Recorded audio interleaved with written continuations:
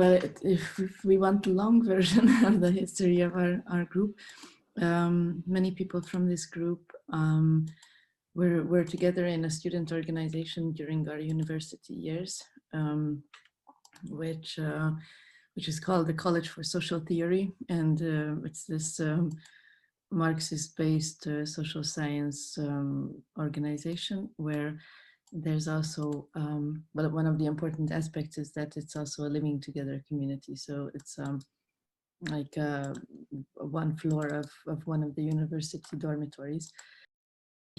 When we left university and we left this organization, then many of us continued, well, and that's still actually what often happens with people who come out of this organization, that they continue to live in different shared flats, like renting market-based flats in Budapest. In around 2012, there was this idea to somehow formalize it and also to take it to a larger scale. And that was also when we started to hear about all these cooperative ideas for the first time. So sometimes it became more serious and we started looking for buildings and properties, or started to collaborate with architects. And then in other periods, it kind of dwindled off. And then in terms of the context, I think what's important is that after 2015, the rental market in Budapest started to be really, really difficult.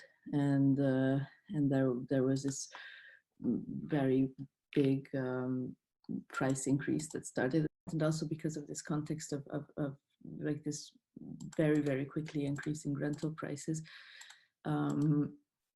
this whole idea of cooperative housing also started to spread. And well, not only cooperative housing, but in general, like to talk about affordable housing. When I started to do housing activism in 2009, then it was this, well, it was this weird thing to say. And then by now, or even like, I know, 2 or 3 years ago, it's something that became this completely mainstream thing to say that you need more affordable housing in Budapest, but this is an international thing, I think. And so then, no, in this group, it always changed how many people we were, from 10 to 30, more or less. And that's in March 2018 was when we found this house, and then we bought it in May, and then there was a renovation from November, and we moved in January 2019. And then in the meantime, there were all the other people in the group, because this is a small house, who didn't move here. And then they continued to, and also it was kind of a separation of for who it was the most urgent, or who wanted to move with those specific people and things. So there's a lot of personal aspects involved in it also. Yeah, and then so now since then there's a second house group. Well, we're working on establishing a second house. And then in the meantime, there's also a lot more policy work related to this whole topic. Yeah, so our starting point was always this strictly rental-based housing cooperative, and that's also how we formulated, or how we kind of created this Hungarian term for rental-based housing cooperative, which is not working necessarily so well, but we're trying to implement that.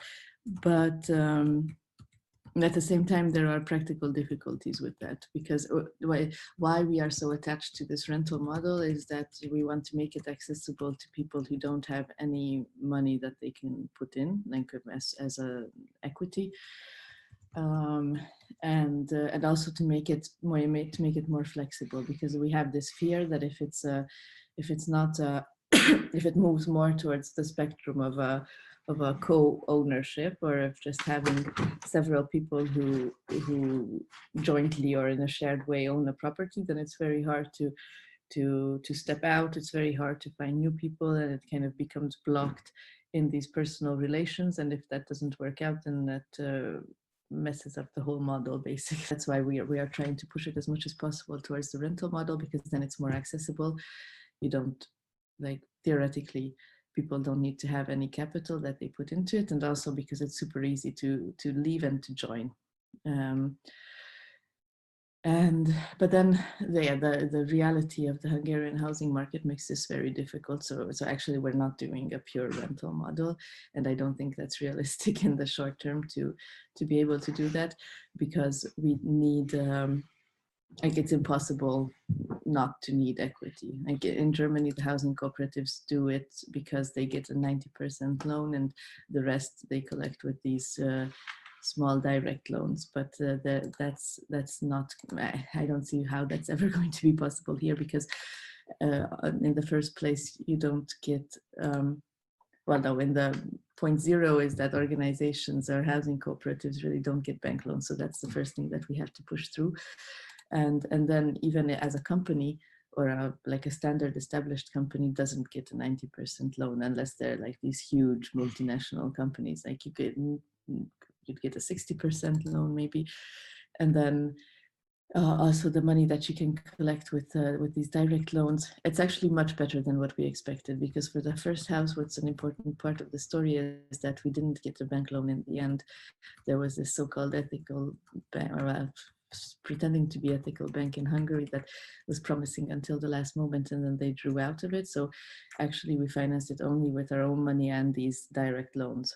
So the direct loans are actually working better than what we expected, but people only give it for very short term. So it's a huge risk, because it's like their savings and they don't want to commit to more than 1 or 2 years. And so far they didn't want to take it out in the case of our house, but it, like theoretically it can happen any year that most of our investors say that they want their money back, and that's a very big risk in the whole thing. Yeah, and so what we're doing, just to finish this, is some kind of this mix between a limited equity and the rental model, because like the money that members put in as part of equity is not like it doesn't relate to ownership parts, in the sense that if they leave, they don't get it back as increased by the real estate value or whatever. They just get back what they put in the beginning with a small percent because of inflation. And in this sense, and it's also disconnected from whether you live here or not. So in the case of our house, it would be possible that, I don't know, I put in some money, but I want to leave, and then I leave, I stop paying the rent that we pay in every month. But I say that, okay, I don't need this money, so you can keep the money for another 5 years that I invested. And so it's kind of, but then it would be coined as an external loan. So it's kind of, we're trying to come up with these bit more flexible systems, but that in their principle or in their politics approach the rental model as much as possible, but with some pragmatic elements because of the context. 2 of us from this housing co-op group are also part of this like more professional kind of organization that's called Periferia Center, and there we are working a lot now on the like trying to push on the municipal level or on the policy level. And then Natasa is part of the Solidarity Economy Center, and there's also now this more intense collaboration to link it to other solidarity economy networks. Well, I'm from Solidarity Economy Center, which is a center which aims to strengthen and link solidarity economy initiatives in different aspects of life, and housing is one of them, but we also work in care, in sustainable food chains, or in community energy. So there are different sort of initiatives. Our aims now is to, for example, create an umbrella organization for the houses. So an organization that could represent the houses on a higher level, either towards foreign grants, such as that could come through MOBA, and also an organization which can, at the same time, guarantee that these houses stay in collective ownership, but that they respect the cooperative principles. So this is one way towards which we're working, and another way is that we're also constantly thinking about how to, well, institutionalize the access to finances. because obviously this problem of getting a bank loan is a very big barrier. And now we're also thinking of whether it would be possible to create some kind of company, an alternative real estate developer, which could have this this function of negotiating with banks, buying up properties, and having access to bank loans, because financing real estate developers is already existing practice in all countries as well as Hungary. In reality, there's no real connection to municipalities or any form of the state. With Rákóczi Kollektíva, we did like previously we tried to get some municipal buildings in the past, and we kind of came to the conclusion that it's not worth it, because usually even if we did manage to negotiate with the municipality, they would show us a building that has been empty for 10 or 20 years. It requires a lot of renovation, and they expected us to do the renovation and then afterwards also pay a rent, and then they would give us a contract for 10 years, and then we were like, okay, this is not worth it in any way. And so the house so yeah, then we started looking on the market actually, because it seemed much easier. Well, on the level of Rákóczi Kollektíva, we have no legal entity at all. We have this quite complicated legal structure of this co-ownership contract between everyone and then the association, and then this the house is owned by, and it's not ideal, that's not what we want in the long term, but by the collective of individuals who are joined by this collective ownership contract. And then there's the association, and then these two entities kind of have a contract between them, and they divide the different functions of maintenance and of refinancing and all of that. So when there are more complicated questions like this one, then we have these specific longer meetings where everyone participates. So it's this kind of horizontal decision making. And so now we have this coordination forum, or this coordination platform, where we meet once every 2 weeks, and each entity kind of gives an update on where they are, and about more important things, we take decisions together. If this expands, then each house would have either an association or a cooperative, but more probably an association, just because it's like an association and a cooperative are the two legal entities that are membership based and horizontal and democratic in their management. But in the Hungarian legal system, a cooperative is well, everywhere, of course, it's an economic entity, but because of that, there is no version of like non-profit version of a cooperative in Hungary. And then we fall under all of the economic and taxation and all of those kind of laws. And then if you make an association, then it's easier, cheaper, and then you don't have to pay a lot of tax. And so that's why we have it for this house. But at the same time, it's like for further houses, I think we need a combination of economic entities and non-profit entities, because then for getting finance, it's almost impossible with a non-profit entity. And so for different functions, you probably need to combine different legal entities. So for like in the case of the second house, probably there will be a company buying the building and then an association of the members that somehow controls it, but that still has to be worked out. And then on the level of Rákóczi Kollektíva, we want to do this thing that's called Association of Associations. Well, it's an umbrella organization by definition, and only legal entities can be members. Now we also started working together with the Goya cooperative, because it's possible that it's a company related to them which would buy the second house, and they also have a construction cooperative branch. So that's what towards which we are working now, to basically to link this kind of solidarity economy initiative, so that when you buy a house, then those who do the renovations are also from the solidarity economy networks, because they're part of this construction cooperative. So basically that the entity who buys it is also a solidarity economy entity, the association who manages it on the house level is also part of the solidarity economy system, and there's this kind of broader vision that we are trying to work towards right now. Well, the Goya also, it's a name for many different legal entities. Actually, they also have several legal entities. They also have one or two companies, like classical companies that, and one of them owns this building where the whole cooperative and all the other functions are located.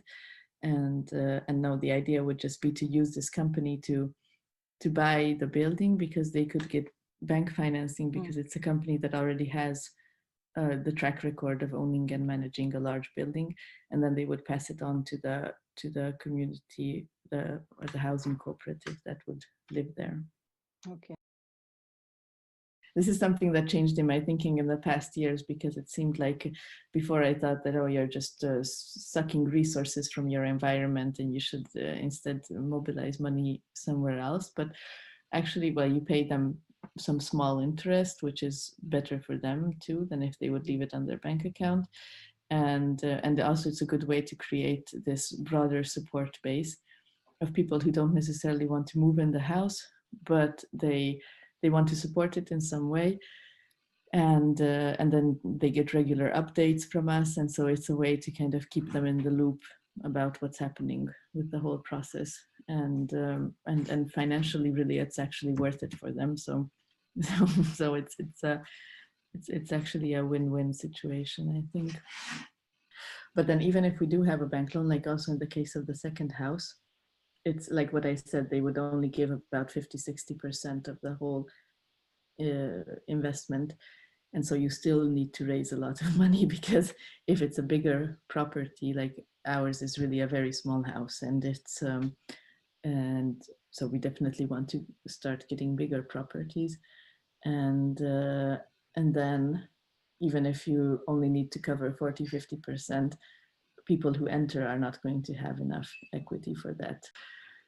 And for the equity, we have, like, it's also always going to be necessary, I think, that members put in equity, but there you can, how you can make it more affordable is that not everyone has to put in the same amounts. Like what we have now is a system where there's a minimum, like a small amount that everyone has to put in, but above that, it's like whoever can puts in as much as they can. And so it's not a requirement. At the moment, we're only thinking of renovating buildings, and we think, well, that would be a good problem if we run out of buildings that we can renovate. I think we're not at that point yet. Well, but to be more serious, it is a problem that this kind of, we don't really have these old tenement buildings that you can buy the whole building like you have in Germany. That doesn't exist because in the early 90s, all of that was privatized individually to the sitting tenants. And so you can't buy a tenement building as a whole building. And so what you can buy is either these very big family houses, like that's what our house was. It was this house for a 4-generation family before us. Or you can buy things that were built to be, for example, like a workers' hostel or a small hotel, and then convert it. Those are good buildings because those are easy to convert. Or then the more difficult ones are, there are a lot of empty schools and things like that. We started a new project now, but it's also very much in the beginning phase. But it's something that relates to what you said about dispersed flat, because it would be a similar cooperation between the Goya Cooperatives construction branch. But what we would do is that we would find individual owners of flats, and the construction branch would renovate their flat, and for that they would rent it for basically people within the solidarity networks, solidarity economy networks, for a lower price than the market rent. And this is not a cooperative structure, so it's not related in such way to all this cooperative housing that we're working on. But why that can be interesting is that we started originally the project because of this idea of open cooperativism. So what we saw is that working on this infrastructure of cooperative housing with the umbrella organization, financing, etc., that's a really long process, years of work, and it's, as Zsuzsi also said, it's difficult what to say to people who want to live in such a structure because we don't really have the institutions to facilitate that yet. But that we were thinking that this system of basically solidarity-based small rental apartments dispersed all around the city, that is something which is much more doable on the short run, and in which people can move together, form some kind of community rentals a bit below the market price. So we can also think about this as some kind of